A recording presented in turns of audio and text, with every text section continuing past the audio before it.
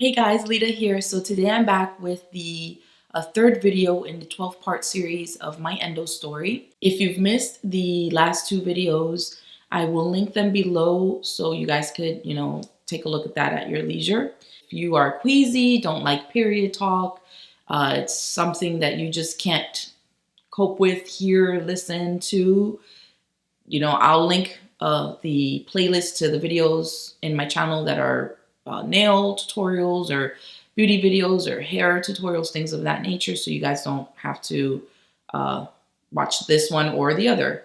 So those will be in the description box below. So see you guys there if you're gonna go and view those. In my last video, I basically covered the challenges that I went through in 2008, having my diagnostic laparoscopic surgery, attempting to do IVF, having to put it off in order to take some Lupron to help with the endometriosis, and a car accident and job loss is basically what I covered in my last video. So the following year was quite intense.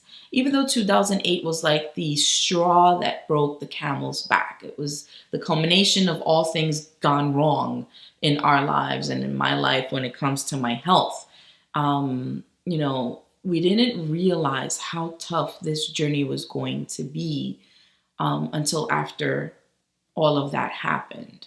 I mean, in all seriousness, the effects of the endometriosis were devastating for us. I remember many times ending up in the hospital in pain, nauseous, throwing up, diarrhea, just really bad things going on with my system. And the doctors are just like, hey, we don't see anything wrong with you, so, just go home and wait it out. And that was just horrible to experience because you feel like you're a liar. You're presenting all of these symptoms, but the doctors don't find anything wrong with you and send you home to wait things out. But you know your body. You know when something isn't quite right. Like, you've experienced being sick before and it doesn't compare to this. So there's obviously something that's going on. But you believe the doctor because they're the ones who practice medicine. They're the ones who are licensed and educated in the field in order to tell you, yes, you're right, or no, you're wrong. And this is what it is, or this is what it's not. So, we had experienced that so many times leading up to 2008 that when I finally got my diagnosis, it was like, yes, I knew it. Something was definitely wrong. Finally, we've got an answer. But then what do we do now? Where do we go from here? Here comes the Lupron. Here comes IVF. Here comes a car accident, job loss. All of these things had different aspects of them affecting us. Lupron side effects, joint pain, muscle pain, migraines, hot flashes, and that's not even an entire list of the things that I actually experienced. Then the IVF, will it work? Can we afford it? Is insurance cover it? Is it going to work? And is my body going to be able to do this? Then job loss, the financial aspect. Can I pay my mortgage? Can I afford to put food on the table? My child needs uniforms this coming school year. Can I buy those? I'm going to have to find ways to save and cut things out that are not, of importance now in order to afford these other things that we cannot do without. Everything has levels of effects in your life that you have to accommodate because you don't have a choice. So 2008 had all of these things piling up one on top of the other, and it just kept coming. It just kept coming, and we didn't know what to do, how to cope, how to deal. So then eventually, 2009 comes in and I'm going to physical therapy. I'm going to doctor's appointments, lawyer appointments, uh, dealing with everything car accident related. And I'm still not even used to dealing with, well, what am I going to do now with the endometriosis and IVF? And do I take birth control? But I'm trying to get pregnant, but I can't get pregnant because I'm in therapy for a car accident. So maybe I should do Lupron again. I need to talk to my doctor about that.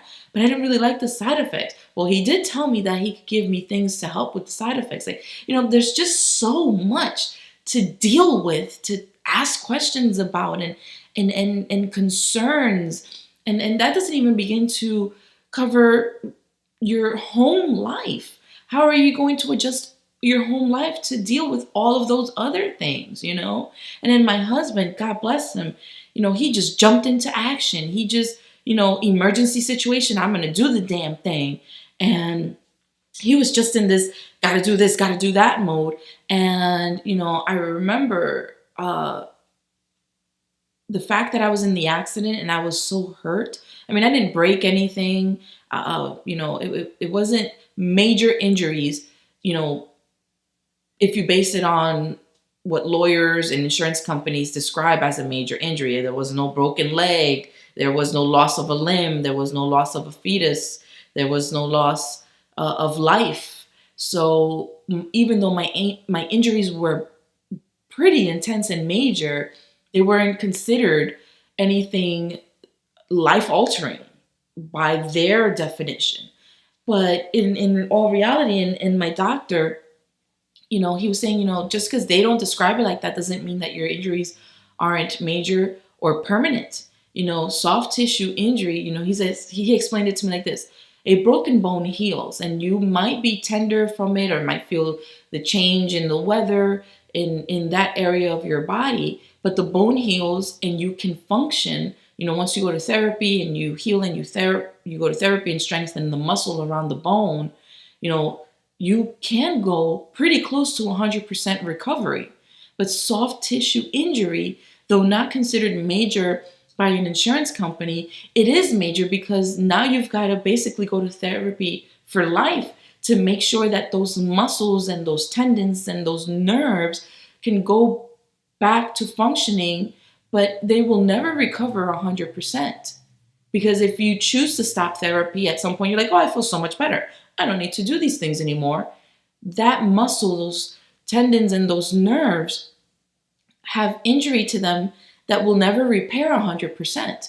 So you will feel pain or numbness or tingling or other things that will never go away. So that to me was like, well, great. So now I'm going to have endometriosis and these other things to deal with. Like, damn it. Like, what else can we pile on onto this list, And, needing to recover from it, with the way the injuries happened, I needed to go to therapy, physical therapy, 3 times a week. Then I needed to do therapy I needed to go see a psychologist because all of those things piling up in my life, the anxiety and the depression really got out of control. It was really horrible. So I needed to go to physical therapy, to improve my physical condition, my muscles and nerves and things that, I was experiencing because of the car accident. And then go to therapy with a psychologist to help me cope emotionally, get my morale up and get a handle on the depression and the anxiety so that I could function on my day-to-day life and not shut down and feel like I needed to sleep my days away, And because I wasn't driving, I would say for probably a good 4 or 5 months in 2009, I was not driving at all. My husband was the one driving me here and there and everywhere.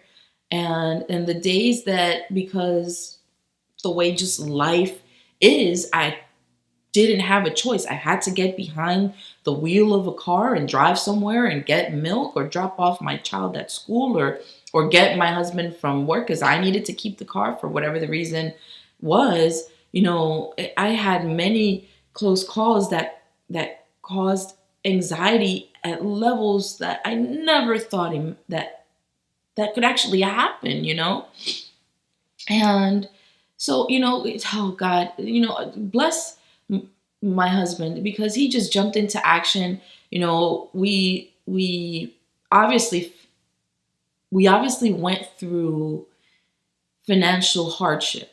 You know, uh, yes, I was in a car accident and lost my job, so I went on disability. But that wasn't enough to cover what we needed to do with our financial responsibilities. So my husband ended up getting a second job, within a few months to help cover those things. And then eventually disability runs out, so I went on unemployment because I did try going for work, but I still couldn't function at 100%. And then the way things kind of like fell, I needed to take the Lupron shot again. I didn't want to, but I almost had no choice at that time in my life. So I have the pains and aches and physical limitations of endometriosis. Then I had the pains and aches and the limitations from a car accident. And then, the chocolate and cherry on top of this horrible ice cream scoop was Lupron. The effects that I had from the Lupron, the joint pain and the muscle twitching and the migraines and insomnia was ridiculous. So I have all of these three things going on and trying to get a job. I wasn't going to function. So I applied for unemployment and luckily I was approved. But that didn't stop me from looking for work, because at some point I'm going to have to go back. So I might as well keep looking, right? And I did go on interviews and things. And, the job market was just the unemployment rates were so ridiculously high. There was really nothing available. Fast forward to my husband needing the second job. I'm starting to get back into driving. I'm going through therapy. I'm starting to feel better.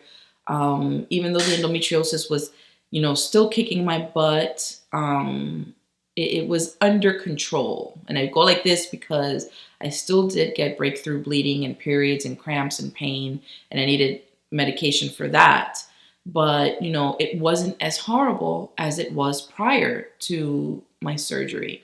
So the way everything just trickled down to my little family, if I called out from work initially before my diagnosis, because I had to stay home with my period, my husband had to call out from work as well, because I couldn't stay home unattended.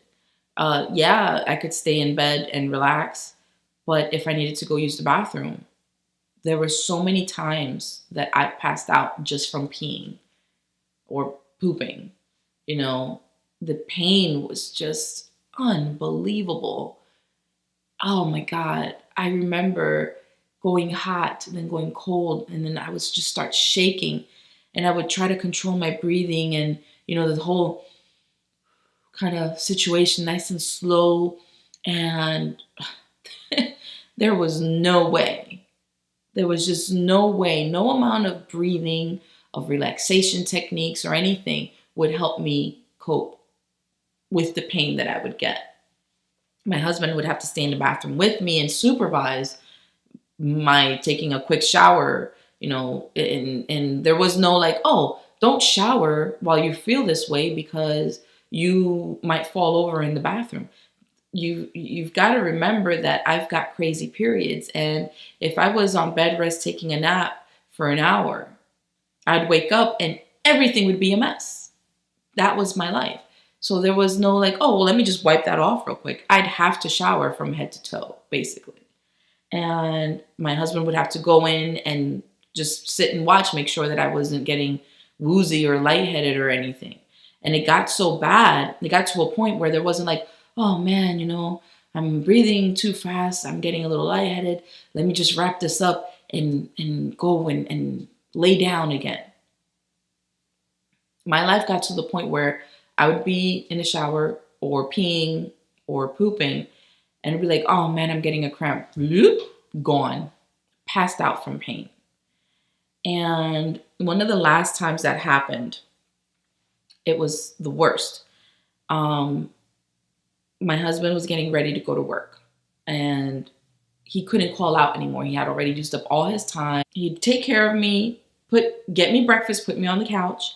Then he'd take my daughter to school, come back home, finish up whatever needed to be done, put me back in bed, and then go to work. That was basically our morning routine.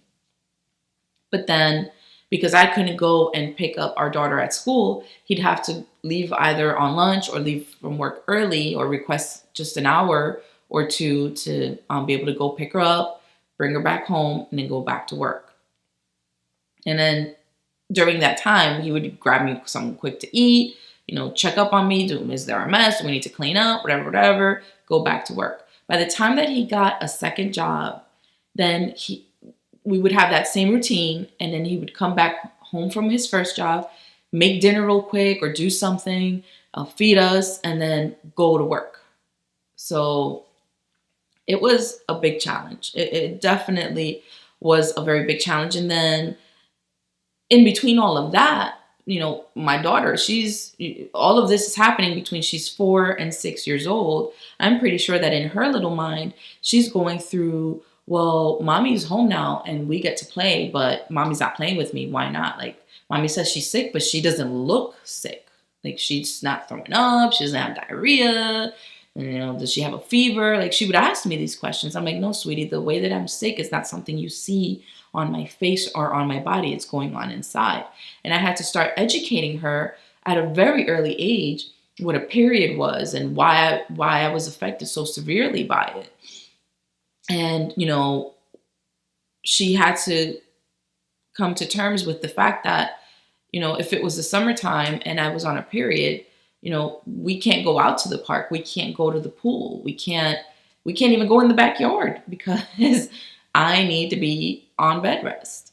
And I'm pretty sure that it was really hard for her, You're a kid, you just want to play. And if you have no siblings, then your parents are the next best thing.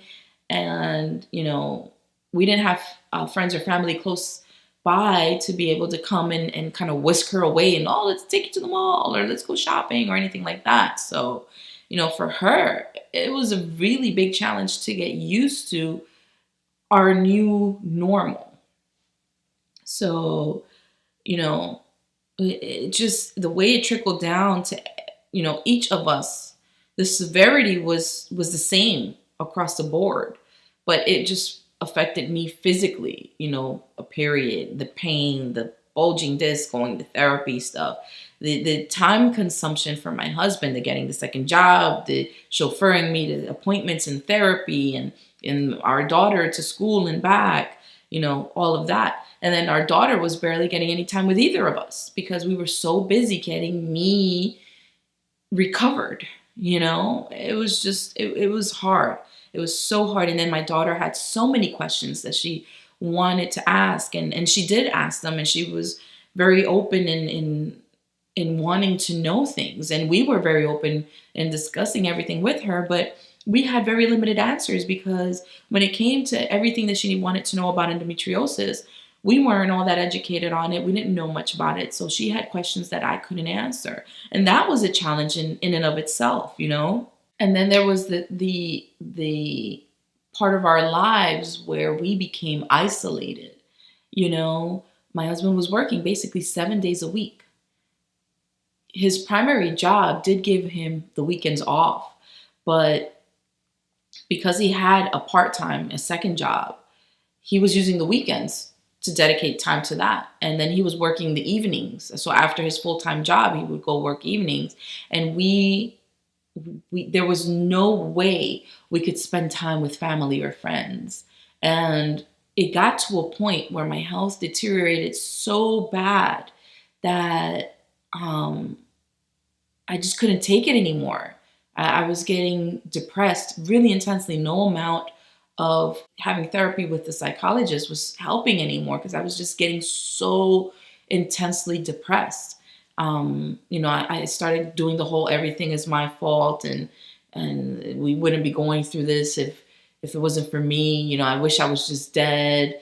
If my family would be better off without me, that, they would miss me and cry and be heartbroken, but life goes on and they'd move on, and their life would improve in the long run because I wouldn't be here taking away from them because I need. That's how I felt at that point. And then we weren't visiting our families because my husband's working 2 jobs. We had no weekends off. I couldn't take my own self over there because the pains would come and go randomly by this point. So I didn't want to be without someone who knew how to help me. My family didn't know everything that he knew on how to help me if I got pain, if the flare-up came when it wasn't supposed to, things of that nature. So we started becoming very isolated. And then when my family were, concerned about us and wanted to come over, the depression by this point had gotten to a point where, you know what, don't come over. I don't want you here. I don't want you to see me like this. I don't want you to see my house. It's a mess. I don't want you to see me in pain. I'm not the person that I was. And then all of this just became a vicious cycle in my head where I didn't want to deal with anyone or anything. All I wanted to do was sleep because I had already had attempted suicide twice throughout my journey in life. Once when I was a child through, some childhood experiences that were pretty intense and I'm not ready to discuss, but, I attempted suicide when I was a child. And then as an adult, everything that I was going through, I attempted suicide then, and my daughter prevented a pretty intense situation. So she's like my little hero, and having me be depressed at home was a very big concern for my husband. I mean, it was affecting him in ways that I probably still can't even imagine. Because remember, he was the busybody in the house. He was doing everything basically by himself. And I was starting to get depressed again. And it was at a pretty intense level. There was no happy moments for me.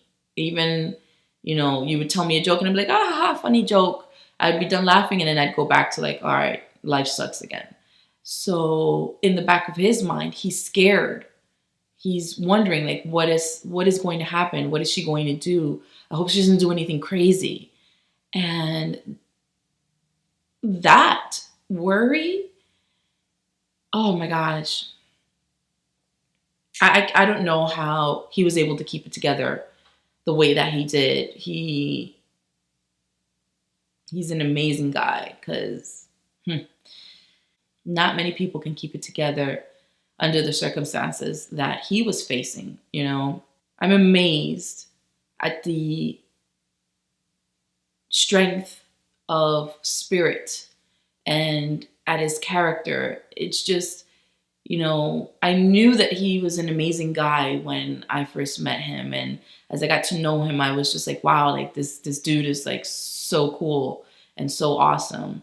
And we clicked right away. But to keep it together for that long without flaking and without failing and without complaining, not once did my husband complain, like, you don't dress yourself up nice, or, you don't treat me the way you used to. Like, I give props to him because not many people can go through what he went through and make it through victorious, basically. It takes a special kind of person to deal and cope with things by themselves without support, help, guidance, of any kind. I was basically his backup, and I was down for the count. And yes, we have big families, both sides of our families, but remember, I didn't want them here. I didn't want them to see me weak or frail or in pain or anything along those lines. So he really did go through a lot of our journey on his own, just with me. And it was challenging. It was challenging, and so far we've made it through, and we made it through the worst part of our lives basically by ourselves. So, but like everything in life, you grow from it, you learn, you become stronger, and you continue to push through. So as things started getting better and my physical therapy was, giving the results finally that I needed, and everything was just starting to fall into place slowly. It was a tedious and it was a hardship that we endured, but it was slowly coming back together. We were able to not lose our home, because we did face foreclosure through this time in our lives, and we were able to prevent that from happening. I started looking for work again, actively looking for work, even though I was on unemployment for a while. The disability finished, then I went on unemployment. The whole time I was looking for work anyway, because I knew eventually I was going to have to join the workforce. And, I finally landed interviews, and I decided, like, hey, you know what? I've already been through heck and back. There's no way that being completely honest with my medical condition at my interview is going to hurt me, because my two options were, okay, I go to the interview, they love me, they call me back for the second or the third or whatever their process is, and then I get the job and I get hired and everything is great, and then I get a period and then I start calling out. I'm not going to be able to keep a job under that circumstance. I already went through that, so obviously I'm not going to be able to do that. I might as well be forthcoming and say, you know what, I have a medical condition, I'm under treatment for it, and there will be days that even though I'm under treatment, it's going to be too much, and I will need some time off from time to time. And I did that. It's not necessary to reveal anything, and I think prospective employers cannot ask those types of questions. But I thought it was for the best to just be open about it and say, you know what, this is the situation, this is how I'm dealing with it, and from time to time, I can't deal. And I knew that eventually there would be someone or a company that would say, we totally understand and we can work with that. Because it's obvious that other people can do it, that means I can do it too. I wasn't going to let it stop me. Even though I was on unemployment and it was running out, I ended up finding another job, which was even better, and things were looking great and wonderful. And we decided to go back to try IVF. We got better insurance that covered a lot of the procedures that were going to be done, so we decided to go for it. I remember that when we went back, they did the ultrasound, they tested, they checked my fallopian tubes, make sure they were clear, and everything was looking really good. The specialist, the doctor, was explaining that even though you can't see endometriosis on an ultrasound, the fact that mine was so severe and that I suffered from cysts so heavily, he did explain that everything looked normal with my ovary, the uterus was looking fabulous, the fallopian tube was clear, so we were good to go for another round of IVF. And that round kicked my butt to kingdom come. I got a cyst. In a matter of 2 weeks, it got to the size of an orange. Yep. And he was like, oh, if this is happening like this, do you want to continue or do you want to stop? And I was like, well, we want more children, so maybe we should continue. And he's like, all right, well, if it doesn't take, we're going to have to play it by ear, and we're going to have to monitor you that much more closely, because you don't respond well to the medications. They just really feed the endometriosis very fast. So we're going to have to figure out other ways that we can get you pregnant. I was like, that's fine with me. And the first round didn't work, and I ended up getting my period. And oh my gosh, the amount that was flowing, I never in my entire life experienced something like that. It was just, it was so intense. It was so, it was just, no way that I could describe it is going to do justice to how much fluids were coming out of my uterus because I did not get pregnant. And then there was pain that I just couldn't, I was passing out. There was no like, let me relax my body and breathe the pain away. I passed out. Boom, done. Completely, totally passed out. And my husband's like, oh my gosh, like, I'm gonna have to call out from work. I can't leave you home like this, whatever. And, I call the doctor and I tell him, like, look, my period is being really intense. I can't handle this. I feel like something's not right. And he's like, all right, well, do you want to come in? And I was like, well, I can't leave my house. And, we discussed a couple things and how it was that we were going to get me into the office to see what was going on. And I told him, like, is there a way where we could just wait? Let me wait out this period and then I'll come in and then we'll figure out what to do. And he said, sure. And this day, this time, the way things were working out, I went to the bathroom. He gave me a pain medication that actually was helping the pain really well. And the side effects were pretty tolerable. And I went to the bathroom and all I had to do was pee. There was no other stuff that I needed to do. And my husband's like, okay, well, since all you have to do is pee, give me 1 second. I'm going to go downstairs. I'm going to do whatever it is that I don't even remember what it was. And I don't remember what it was for the following reason. I passed out in the bathroom. When my husband came back upstairs, the door to the bathroom was closed and he couldn't open it. He said that when he turned the knob and tried to push it, it felt like something had caught the door. And he's like, I didn't know what to do, so I just gently kept pushing it. Like I had to use all my strength. He said that the way I fell, I must have pushed the door closed and I fell where my torso was up against the door. So it was all my body weight, like dead weight, pushing against the door. So that's why he had trouble opening the door. He got me up, he cleaned me up and everything, put me back in bed.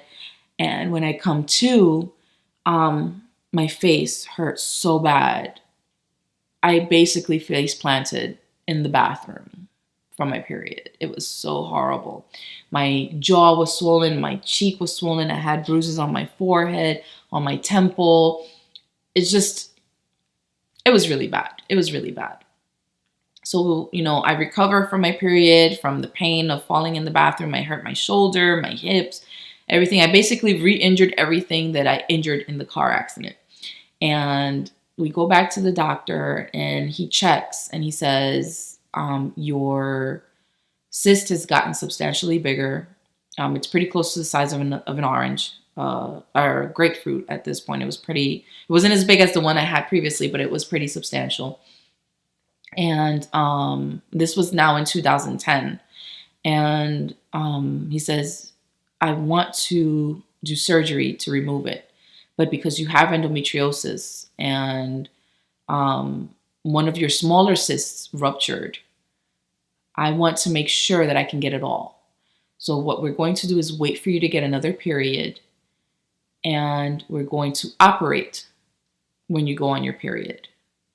So that way I can see everything clearly and we can get it all. And I was like, perfect. And we do surgery. And when I got my period to go get the surgery done, it was even worse than that first one. I ended up hospitalized right before surgery because it was one of the weirdest and worst things. It was much worse than that first one. And so they take me into surgery and they do everything to get me in order. And when I recover from surgery and I go for my follow-up appointment, the doctor explains to me that everything was really bad. He said there was so much everywhere, so many adhesions, the cysts. It luckily was not inside your ovaries, so we were able to save most of your ovary, more than half of it, but a part needed to be removed because the endometrioma looked like it was eating away at your ovary. And I was like, oh my gosh. It was just horrible. And I thought to myself again, like, Jesus Christ, like when am I going to get a break from this? You know? He said, well, because you're not going to do any more rounds of fertility treatments for now until you're ready, you need to go see your regular gynecologist. And, you know, I understood that. It's cool. Went back and he put me back on Lupron. So this is now the third time that I'm going on Lupron. And things were just so intense, so horrible. The insomnia got worse. I couldn't get a job. I was still going to physical therapy, paying out of my own pocket just so I could deal with the stuff from the car accident. And it's just, it was just the worst. I don't, like that year, 2010 was another blur for me because it just brought so much emotional pain for myself, for my little family. And you know, by this point, you know, my daughter, she's older now and asking more questions and learning with us about endometriosis and how it affects the body and how it's affecting me in particular. And realizing that, you know, she might not be able to get a sibling. And, you know, so she's got her little emotions going through thick and thin and all topsy-turvy. And my husband is concerned for my health. He thought that maybe, you know, this next surgery, the second surgery that I had was going to really help me because it was with a fertility specialist. And about 6 months, 7 months, yeah, about 6 to 7 months after that second surgery, I started feeling even worse. My periods were coming and going like crazy. It was just one of the most horrible things that I think I had experienced up to that point when it comes to the effects of endometriosis in my life and how it was affecting my body.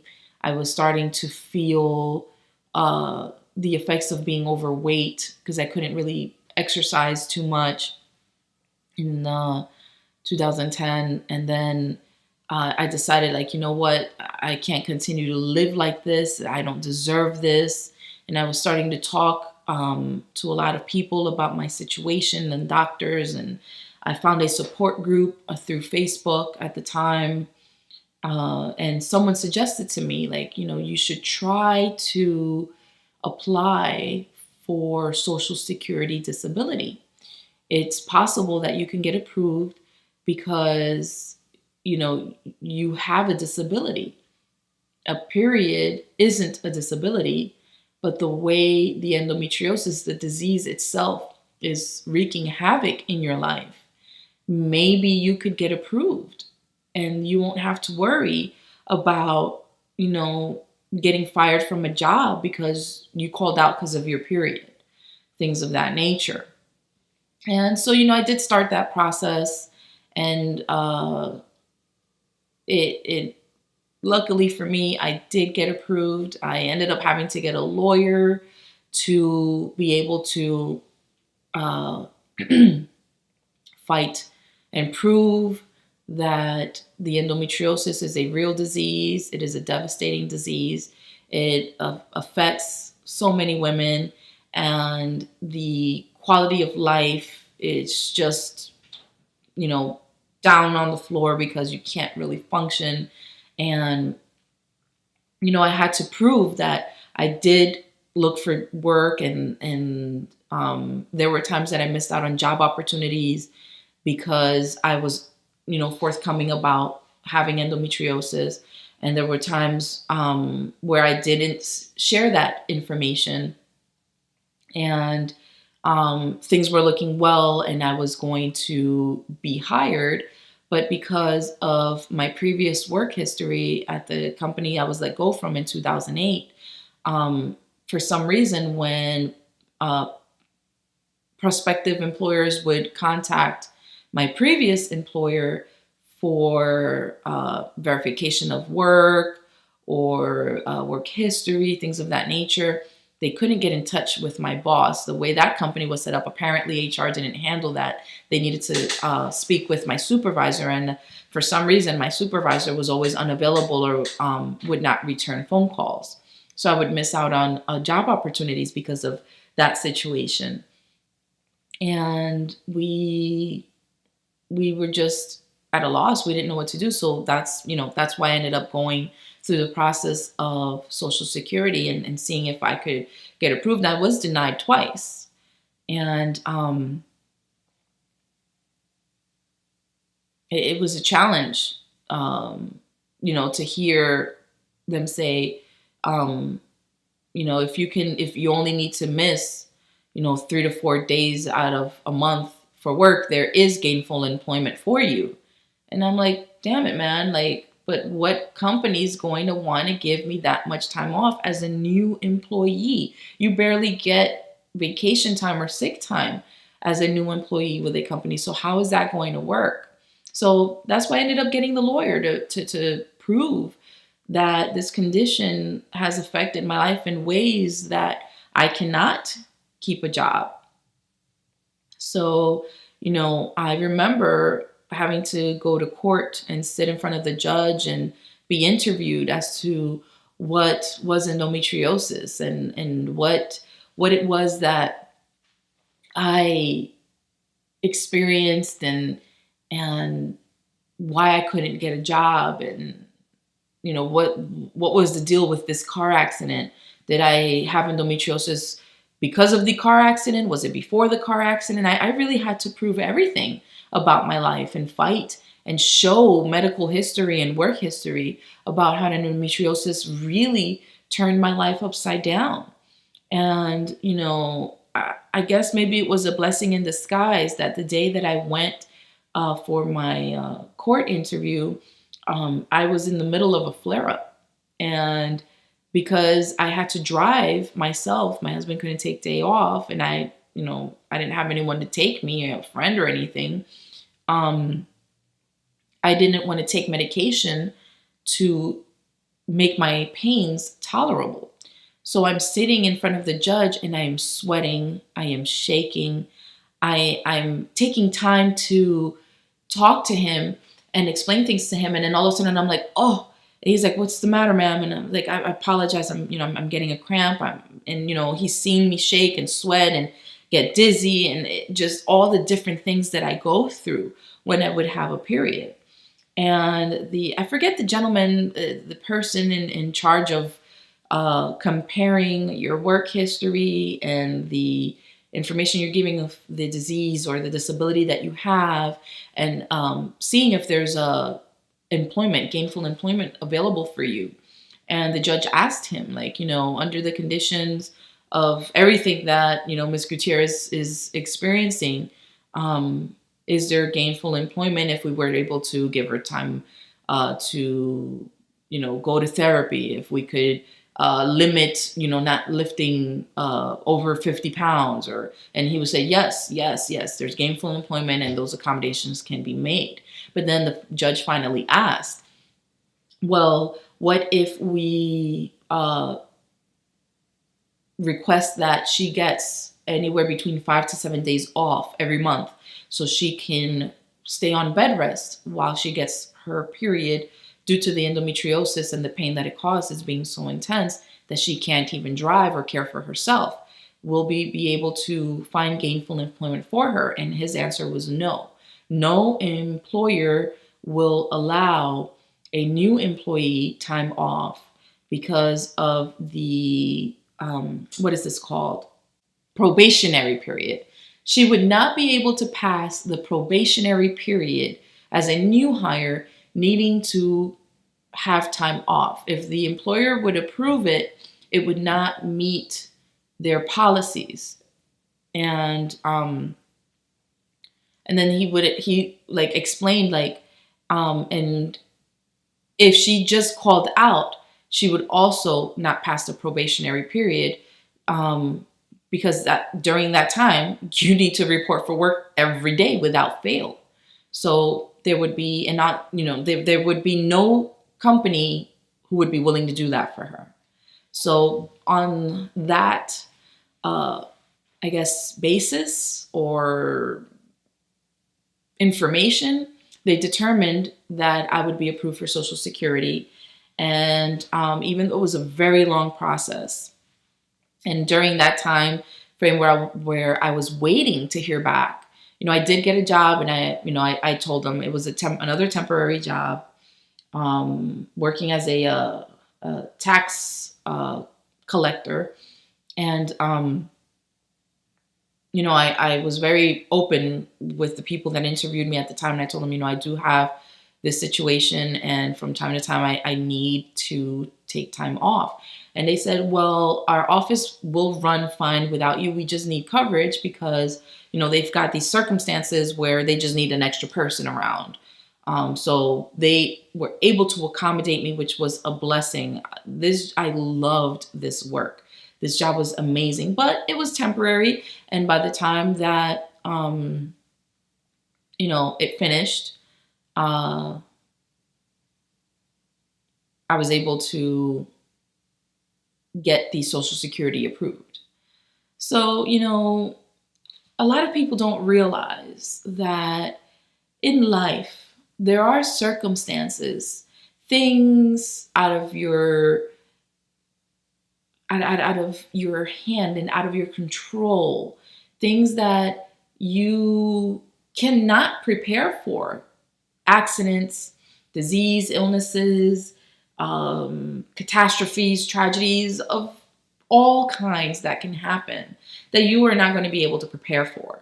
And you just have to deal with it when it happens, when the time comes. And I feel that as a society, we have set up the workforce to be almost like money hungry. I'm pretty sure that the workforce still has companies, whether big or small, that are family oriented and, are flexible with their employees if things, come up that are unexpected. But just from my own personal experience and seeing what my husband had to go through, as the husband of a woman who has endometriosis, it's almost, I feel like it's set up for you to fail. Like, no one's going to understand that these are circumstances out of your control, and and that you just need that little bit of time to get things in order, and then you can go back to work. And it almost feels like it's an injustice that's done to women everywhere, because if this is me here in the US, who has resources, and I'm struggling, imagine other women who do not have things available to them, medical coverage, doctors, insurance, work, money, whatever the case may be, to help them cope with all the different aspects of having endometriosis. And even though for me personally, it was a very big challenge. And you know, I dealt with, you know, the depression and the surgeries and therapy and hospital bills and things that piled up financially for us. We were still able to slowly overcome. And people don't see that those things, those situations that come up also have smaller problems that pile up on top of them. And we are so wrapped up in the going, gotta go to work, gotta go to school, gotta go do this, gotta go do that, that we become blind to all the different ways that a person's life is affected by disease, by illnesses. In my case, and in many of other women's cases, by endometriosis. You know, we faced a lot of scary, challenging, and hurtful, just really intensely challenging times just by ourselves. Just my husband, my daughter, and myself. The three of us having each other's backs. And we forget that this is something that happens because the information isn't out there to educate people. I mean, a doctor, a gynecologist that doesn't know about endometriosis, how can we allow for something like that to continue to be? We need to raise awareness. We need to talk about our periods. We need to talk about female pelvic health. You know, I'm sharing all of those details of my story, even the ones that are not endo related, because one way or another, they went hand in hand. And they affected me, and they affected my family, and affected my loved ones and my friends, and everyone who became involved was concerned and didn't know what to do. And the people that, like when my husband would come with me to my appointments and he would see me asking questions, and my doctor would discuss things with me, and he would ask questions and press for information, and we would see that the doctor didn't have any. That is very unacceptable and disheartening, disconcerting. We need to stop this vicious cycle of overlooking how a woman is affected by any issue dealing with female pelvic health. And this is just me fitting stereotypes of society. You know, what about women who are lesbian? You know, gay, the LGBT community, I'm pretty sure, has women who suffer from endometriosis. What challenges do they face? You know what I'm saying? So we really need to stop all this taboo, like, you know, we can't talk about periods because that's disgusting and that's yucky. Ew, tampons. No, that is unacceptable. Unacceptable. We need to open up and discuss things and educate each other and support each other and share our stories with each other, because what I'm going through may inspire you in one way, shape, or form to seek help or help someone, or just share information. Maybe you don't have endometriosis. Maybe you don't have a family member who has endometriosis. But if that ever comes up in your life and you have accurate information to share, then we've done a good thing.